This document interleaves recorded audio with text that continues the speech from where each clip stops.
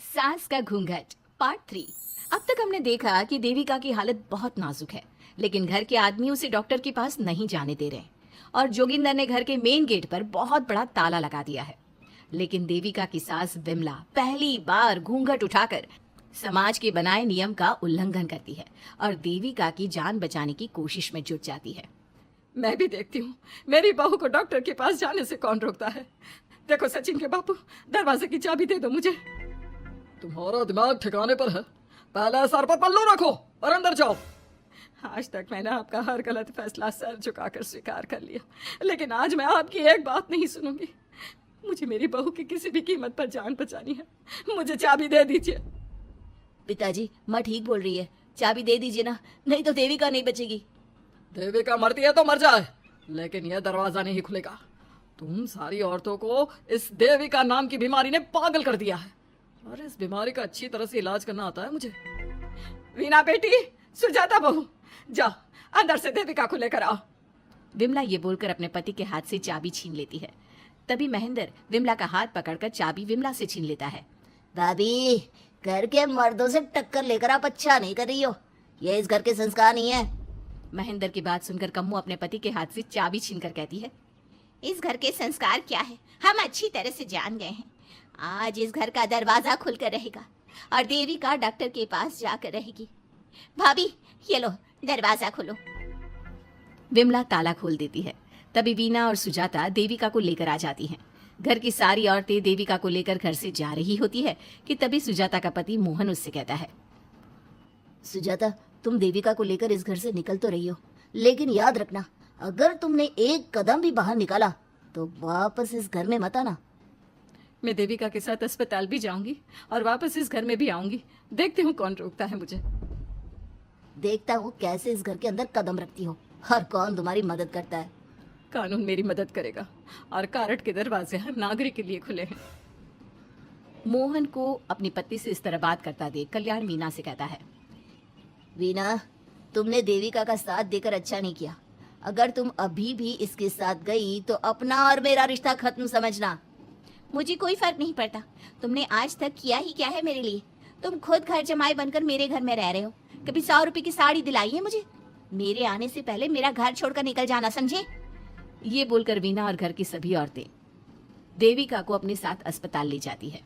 वहां जाने के बाद डॉक्टर जल्दी से देविका का चेकअप करता है। चेकअप करने के बाद वो गुस्से से कहता है, ये क्या किया है तुमने? क्या हुआ डॉक्टर साहब? आपकी बहू की इतनी ज्यादा हालत खराब है और उन्हें चोट भी लगी है, फिर भी आपने उन्हें हॉस्पिटल लाने में इतना लेट कर दिया। आपको 3 दिन पहले ही इन्हें हॉस्पिटल में एडमिट करवाना चाहिए था। हमसे गलती हो गई डॉक्टर साहब, लेकिन आप जल्दी कुछ करिए, हमारी बहू और उसके बच्चे को बचा लीजिए। देखिए, अभी कुछ भी कह पाना मुश्किल है। हम माँ और बच्चे में से किसी एक को ही बचा सकते हैं। आप सोच लो किसे बचाना है। डॉक्टर साहब, आप देविका को बचाइए, उससे कुछ नहीं होना चाहिए। देखिए, हमें देविका का ऑपरेशन करना पड़ेगा। आप इनके पति को बुलाइए, हमें कुछ पेपर पर साइन करवाने हैं। डॉक्टर की बात सुनकर सभी औरतें सोच में पड़ जाती हैं। तभी वीना कहती है, डॉक्टर साहब, इनके पति नहीं आ सकते, ये इनकी सास है विमला देवी, आप इनसे साइन करवा लीजिए। लेकिन पेशेंट की हालत इतनी नाजुक है, इनके पति है कहाँ? वो अपने आदमी होने का धर्म निभा रहा है। पति धर्म के बारे में उसे कुछ नहीं पता। डॉक्टर साहब, वो नहीं आएगा। क्या क्या करना है आप मुझे बताइए। थोड़ी देर बाद डॉक्टर देविका का ऑपरेशन शुरू कर देते हैं। जब वो ऑपरेशन थिएटर से बाहर आते हैं तो कहते हैं, आप लोगों की किस्मत अच्छी है, देविका भी सुरक्षित है और उसका बच्चा भी। डॉक्टर, बेटा हुआ है या बेटी? बेटा हुआ है। सब लोग बहुत खुश होते हैं। कुछ दिन तक देविका उसी हॉस्पिटल में रहती है और उसके ससुराल की औरतों ने उसका बहुत ध्यान भी रखा। अब देविका कुछ हद तक ठीक हो गई। डॉक्टर ने देविका को घर जाने की इजाजत दे दी, लेकिन सभी सोच में पड़ गए। हम भाभी को घर ले तो जाएं, लेकिन माँ, आपको घर का माहौल पता है ना। देविका भाभी अभी पूरी तरह से ठीक नहीं हुई। भाभी वहाँ आराम नहीं कर पाएंगी और पता नहीं घर के सारे आदमी हमारे साथ क्या करेंगे। माँ, क्या हम डॉक्टर से बात करके देविका को थोड़े दिन और यहाँ नहीं रख सकते? जब वो पूरी तरह से ठीक हो जाएगी तो उसे यहाँ से ले जाएंगे। ये बात सुनकर विमला सोच में पड़ जाती है। तभी कम्मो कहती है, तुम दोनों ठीक कह रही हो, मैं अभी डॉक्टर से बात कर लेती हूँ। कम्मो डॉक्टर से बात कर लेती है और देविका कुछ दिन में बिल्कुल ठीक हो जाती है। देविका अपने बच्चे को गोद में लिए बाकी औरतों के साथ अपनी ससुराल जाती है, लेकिन घर के सभी आदमी उन्हें दरवाजे पर ही रोक देते हैं। खबरदार, तुम में से कोई भी औरत अगर घर के भीतर घुसी, अगर तुम घर में कदम रखोगी तो घर अपवित्र हो जाएगा। घर हमारे कदम रखने से अपवित्र नहीं होगा, बल्कि आपकी गंदी सोच की वजह से घर क्या, अरे पूरा समाज अपवित्र हो रहा है। सुजाता, मैंने मना किया था ना घर से बाहर जाने के लिए। अब एक काम कर, जैसे यहाँ आई है वैसे ही यहाँ से सीधा अपने मायके लौट जा। क्यों जी, क्यों चली जाऊँ मैं अपने मायके? मैं जब तक चाहूँ यहाँ रह सकती हूँ। अगर आपने मुझे इस घर में आने से रोका तो मैं आपकी पुलिस में शिकायत कर दूंगी। वीना, इन सब की तरह तुम्हारा भी दिमाग खराब हो गया है। अब मैं तुम्हें बिल्कुल बर्दाश्त नहीं करूंगा। तुम्हें ऐसी सजा दूंगा कि तुम याद रखोगी। सजा बाद में देना, पहले मेरे घर से बाहर निकलो। खुद पूरी जिंदगी में एक घर नहीं खरीद पाए और मुझे सबक सिखाने की बात बोल रहे हो। देखो वीना, तुम इस घर की बेटी जरूर हो, लेकिन कल्याण इस घर में ही रहेगा। उसने बहुत कुछ किया है इस घर के लिए, लेकिन तुम अब यहाँ नहीं रह सकती। क्यों नहीं रह सकती? इस घर पर मेरा उतना ही हक है जितना सचिन का। देश के कानून ने मुझे यह हक दिया है। अगर मैं चाहूँ तो कोर्ट का सहारा लेकर इस जायदाद का आधा हिस्सा ले सकती हूँ। और हाँ कल्याण, तुमसे तलाक भी ले सकती हूँ। वीना, देविका के साथ रह रहकर तुम्हारा दिमाग भी खराब हो गया है। और कम्मो, मैंने तुमसे कितना मना किया, घर से बाहर मत जाओ, देविका की मदद मत करो, लेकिन तुमने मेरी एक नहीं सुनी। अब तुम इस घर से और मेरी जिंदगी से चली जाओ। ये कदम उठाकर तुमने बिल्कुल अच्छा नहीं किया।